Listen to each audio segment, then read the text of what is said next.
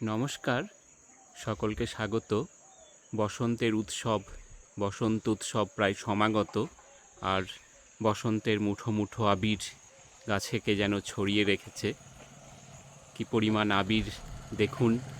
গাছটাকে হয়তো আপনারা চিনতে পারছেন। এই প্রজাতির গাছ, যার লিফ দেখলে হয়তো আপনারা আরও ভালোভাবে বুঝতে পারবেন। সেই মুঠো মুঠো আবির, কি অপরূপ বসন্তের রূপ। এই সময় প্রত্যেকটা বাড়িতে যেখানে যত বোগেনভেলিয়া আছে, বসন্তের শুরুতে সব পূর্ণরূপে বিকশিত হয়ে থাকে। এই গাছটি হলো জাকিরানা। জাকিরানার কি অপরূপ সৌন্দর্য যখন এই রূপে আমাদের সামনে দেখা দেয়। অসাধারণ একটা রূপ। গাছটার ভলিউমখানি শুধু একবার দেখুন। আগে একটা দেখিয়েছিলাম আপনাদের, থাই ইম্পেরিয়াল ডিলাইট। এর ভলিউম তার থেকে অনেক অনেক বেশি। কি বিশাল আকৃতি নিয়েছে এই গাছ।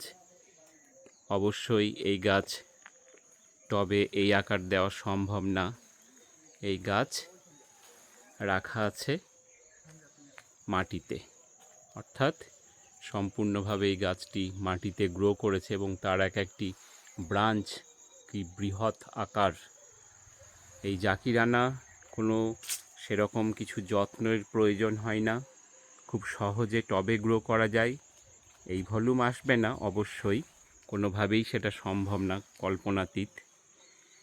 কাজেই যদি এই গাছ যারা বাড়িতে লাগাতে চান, মাটিতে লাগাতে চান, এরকম জাকিরানাকে স্থান দিলে তার এই রকম আকৃতি হতে পারে।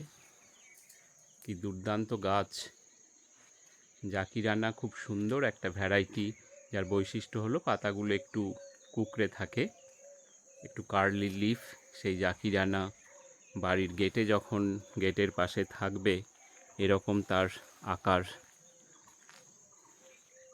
কি অসাধারণ হয়ে আছে এই গাছ, দুর্দান্ত। গাছের ভলিউমটা কল্পনা করতে পারছেন নিশ্চয়ই যে কি আকার নিয়েছে এই জাকিরানা। দেশীয় প্রজাতির গাছ, দেশীয় অর্থাৎ বহু বছর হলো ভারতবর্ষে এই গাছটি আছে, কিন্তু সৌন্দর্য এখন একটুও কমেনি। অসাধারণ এই জাকিরানা। বাড়িতে অবশ্যই স্থান দিতে পারেন, গেটের পাশে, বাগানে। এরকম মাটিতে গাছ থাকলে তার সৌন্দর্য অনেক অনেক বেশি, এবং কোনো যত্ন ছাড়াই এই গাছ মাটিতে সুন্দরভাবে গ্রো করে যাবে। বাড়িতে অবশ্যই স্থান দিতে পারেন জাকিরানাকে। আজকে ছোট্ট কন্টেন্ট, কিন্তু অনেক বড় গাছ। ভালো লাগলে অবশ্যই শুভমম গার্ডেন চ্যানেলটিকে সাবস্ক্রাইব করবেন, অনুরোধ। আজকের ছোট্ট কন্টেন্ট এখানেই শেষ করলাম। আপনাদেরকে অনেক ধন্যবাদ জানাই।